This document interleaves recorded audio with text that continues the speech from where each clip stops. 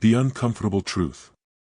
Have you ever been at a party, standing there with a drink in your hand, nodding politely as someone talks about the weather for the third time?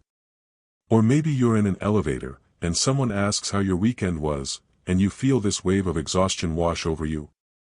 If you're nodding right now, you're not alone. And more importantly, you're not broken.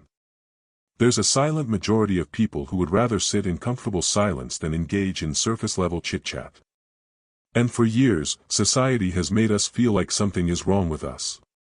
You need to be more social, they say. You're too quiet, they tell us. But what if I told you that psychology has uncovered something fascinating about people who dislike small talk? Something that might completely change how you see yourself. Today, we're diving deep into what your aversion to small talk really says about you, and I promise you, by the end of this video, you'll understand yourself in a completely different light. But first, let's talk about what small talk actually is, and why it exists in the first place. The science of surface conversations. Small talk. We all know it. How's the weather? Busy week? Did you watch the game? These seemingly meaningless exchanges happen millions of times every single day. But here's the thing that most people don't realize: small talk serves a very specific evolutionary purpose. From a psychological standpoint, small talk is what researchers call social grooming. Just like primates pick through each other's fur to build bonds, humans use these brief, low-stakes conversations to establish trust and test social waters. It's a way of saying, I'm safe.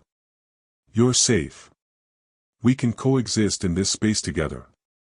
Dr. John Gottman, one of the world's leading relationship researchers, explains that small talk acts as a gateway. It's the appetizer before the main course. For many people, it works perfectly fine. They can move from nice weather to deeper topics naturally and comfortably. But here's where it gets interesting. Recent studies from the University of Arizona found that people who engage in more substantive conversations, what they call deep talk, report higher levels of happiness and well-being than those who stick primarily to small talk. The research showed that the happiest participants had twice as many substantive conversations and only one-third as much small talk as the unhappiest participants. So if small talk is supposed to be this useful social tool, why does it feel so draining for some of us? The answer lies in how your brain is actually wired, and that's where things get really fascinating. Your brain on small talk. Let's talk about what's actually happening inside your head when someone asks you about your weekend plans. Neuroscientists have discovered that different types of conversations activate different regions of the brain. Small talk primarily engages the areas responsible for basic social functioning and routine responses. It's almost like being on autopilot. But for people who dislike small talk, something different is happening. Their brains are wired to seek cognitive stimulation.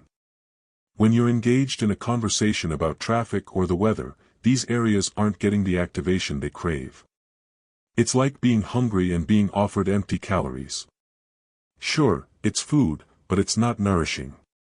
Dr. Elaine Aron, who pioneered research on highly sensitive people, found that approximately 15 to 20% of the population has a more sensitive nervous system. These individuals process information more deeply. For them, small talk isn't just boring, it's actually cognitively uncomfortable. Their brains are constantly seeking meaning, patterns, and deeper connections. Think of it this way: if your brain is a high-performance sports car, small talk is like driving through a school zone. You're capable of so much more speed and complexity, but you're being forced to go slowly through surface-level territory. The mismatch creates friction. There's also the energy factor. Psychologist Laurie Helgo, author of several books on introversion, explains that for many people, especially introverts, social interaction requires energy expenditure. And when that energy is spent on conversations that feel meaningless, it creates a sense of depletion without reward. So if your brain is wired this way, what does that actually say about your personality? Let's break down the psychological profile. The deeper thinker profile. Here's what psychology research tells us about people who genuinely dislike small talk. you're likely a deeper thinker. And no, that's not just a nice way of saying you're antisocial. It's a legitimate cognitive style. Studies published in the Journal of Personality and Social Psychology identified a personality trait called need for cognition. This refers to the degree to which someone engages in and enjoys effortful thinking. People high in this trait seek out complex problems, enjoy abstract discussions, and find satisfaction in analyzing ideas thoroughly. If you dislike small talk, you likely score high on this measure. You're not content with surface-level information. You want to understand the why behind things. You're drawn to conversations that challenge you intellectually or emotionally. You want to discuss ideas, philosophies, personal experiences, and meaningful topics that actually lead somewhere. Research also shows that people who prefer deep conversations tend to be more introspective. You probably spend a fair amount of time in your own head, analyzing your thoughts and feelings. This self-awareness makes superficial exchanges feel even more jarring because you're operating on a different level of consciousness most of the time. There's also a connection to authenticity. A study from Wake Forest University found that people who value authenticity in relationships struggle more with small talk because it feels like wearing a mask. You're not being your true self, you're performing a social ritual that doesn't reflect your actual thoughts or feelings. But here's something important: disliking small talk doesn't mean you dislike people. In fact, it often means the opposite. Which brings us to a common misconception that we need to clear up right now. What it doesn't mean. Let's address the elephant in the room. If you don't like small talk, people have probably told you that you're antisocial, stuck up, or difficult. Maybe you've even wondered if something is wrong with you. So let's be crystal clear about what disliking small talk doesn't mean. It doesn't mean you're antisocial. Clinical antisocial behavior involves a lack of empathy and disregard for others' feelings. That's not what's happening here. In fact, research suggests that people who crave deeper conversations often have high levels of empathy. You feel things deeply, which is why surface-level interactions feel so empty. It doesn't mean you're arrogant or think you're better than others. This is a common accusation, but it's fundamentally misunderstanding the issue. You're not rejecting people, you're rejecting the format of the interaction. There's a huge difference. You'd probably love to connect with that same person on a meaningful level. It doesn't mean you can't do small talk. Most people who dislike it are actually quite capable of engaging in it when necessary. You've probably developed a whole repertoire of standard responses and questions. You can perform the dance. Navigating a small talk world. Here's the reality: we live in a society where small talk is often unavoidable. Job interviews, networking events, family gatherings, waiting rooms, these situations aren't going away. So how do you handle them without feeling drained or inauthentic? First, reframe your perspective. Instead of seeing small talk as meaningless, view it as a potential bridge. Psychologists call this strategic small talk. The goal isn't to engage in endless surface chatter, it's to use those initial exchanges as a springboard to something more substantive. You can guide conversations deeper with strategic questions. Instead of, "How was your weekend?" try, "What's something you're excited about lately?" Instead of, "Busy week," ask, "What's taking up most of your mental energy these days?" These questions signal that you're interested in real conversation, and they give the other person permission to go deeper. Second, set boundaries around your social energy. Dr. Helgo recommends what she calls social budgeting. Just like you budget money, you can budget social energy. If you know you have a networking event coming up, protect your energy beforehand. Give yourself permission to decline other social obligations that week. Arrive at the event with a full tank, and give yourself time to recharge afterward. Third, find your people. Not everyone wants to discuss the weather forever. There are communities, both online and offline, of people who crave meaningful conversation. Book clubs, philosophy meetups, deep dinner groups, online forums focused on specific interests. Seek out spaces where substantive conversation is the norm, not the exception. Fourth, practice self-compassion. On days when you've had to engage in lots of small talk, acknowledge that it takes energy. Don't beat yourself up for feeling drained. You're not weak or antisocial, you just have different social needs. But there's something even more powerful you can do with this understanding. Turning your trait into a strength. Here's where we flip the script completely. Your dislike of small talk isn't a weakness to overcome, it's actually a strength to leverage. And research backs this up in fascinating ways. People who prefer deep conversations tend to form stronger, more lasting relationships. A study from the University of Kansas found that it takes about 200 hours of time together to become close friends with someone. But here's the key, those hours need to include meaningful interaction. Small talk doesn't move the friendship needle much. Deep conversation does.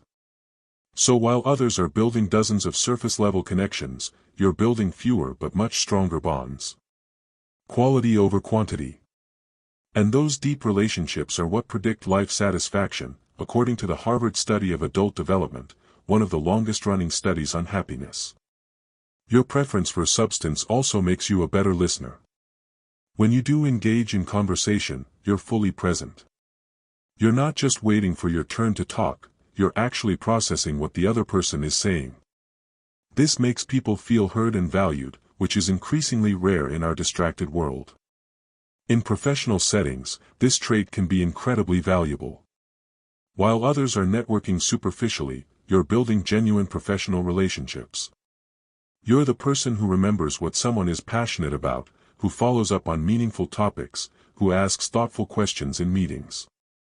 These qualities make you memorable and trustworthy. Your deeper thinking also contributes to problem solving and creativity. Research shows that people who engage in reflective thought and seek cognitive challenge are better at complex problem solving. Your brain's constant search for meaning and connection helps you see patterns others miss. The key is learning to use this trait intentionally rather than apologizing for it. So what does all of this mean for how you should move forward? Your path forward. If you've made it this far, you now understand something crucial. Your dislike of small talk isn't a character flaw. It's a reflection of how your brain processes social interaction, and it comes with both challenges and significant strengths. The science is clear. You're wired for depth, for meaning, for authentic connection. In a world that often prioritizes breadth over depth, that can feel isolating. But it's also increasingly valuable. We live in an age of surface-level interactions, endless social media scrolling, brief text exchanges, superficial networking. People are hungry for real connection, even if they don't realize it. You have the capacity to provide that. You're not the problem, you're actually offering something the world desperately needs. The ability to listen deeply. The willingness to have real conversations. The courage to go beneath the surface. Moving forward, give yourself permission to be selective with your social energy. Protect it. Use it intentionally. Seek out the people and spaces where meaningful conversation is possible. And when you must engage in small talk, remember that you're capable of it, you're just choosing to conserve your energy for what matters more to you. Stop apologizing for who you are. Stop forcing yourself to enjoy interactions that don't serve you. And stop believing that there's something wrong with you because you'd rather discuss ideas, emotions, and experiences than the weather. The research tells us that people who engage in more substantive conversations are happier. That people with deeper relationships live longer, healthier lives. That quality of connection matters far more than quantity. You're already oriented toward what actually works. So the next time someone accuses you of being too quiet or not social enough, remember this: psychology says you're a deeper thinker, you value authenticity, you seek meaningful connection, and you're wired for the kind of relationships that actually matter. And that's not something to fix. That's something to honor. If this video resonated with you, let me know in the comments. What's your relationship with small talk? And if you want to dive deeper into understanding your personality and how your mind works, make sure to subscribe because we've got a lot more to explore together. Thanks for watching, and remember, different isn't deficient. It's just different.